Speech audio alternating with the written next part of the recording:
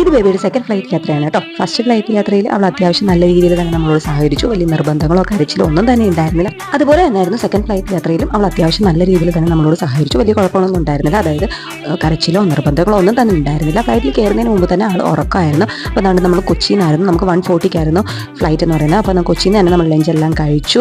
അപ്പോൾ നല്ല രീതിയിൽ ലഞ്ചെല്ലാം കഴിച്ച് നമ്മൾ ഫ്ലൈറ്റിനുള്ളിൽ കയറാൻ പോവുകയാണ്. ബേബിയുടെ ഫസ്റ്റ് ഫ്ലൈറ്റ് യാത്ര എന്ന് പറയുന്നത് ഇൻഡിഗോയിലും ഇപ്പോൾ ആകാശയിലുമായിരുന്നു കേട്ടോ.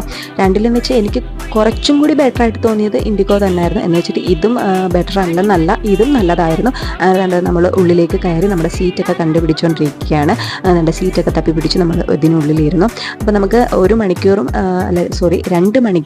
15 മിനിറ്റുമാണ് കേട്ടോ നമുക്ക് ഇരിക്കേണ്ട ടൈം. അങ്ങനെ തന്നെ 1:40 ആയപ്പോഴേക്ക് നമ്മുടെ ഫ്ലൈറ്റ് ടേക്ക് ഓഫ് ചെയ്തു. അങ്ങനെ തന്നെ ഫ്ലൈറ്റ് ലാൻഡ് ചെയ്യാണ്. ഞാൻ ഇതിൻ്റെ ഒരു ലോങ് വീഡിയോ ഇട്ടിട്ടുണ്ട്, അപ്പോൾ കാണാത്തവർ കാണുക. അപ്പോൾ ഇത്രയൊക്കെയുള്ളൂ.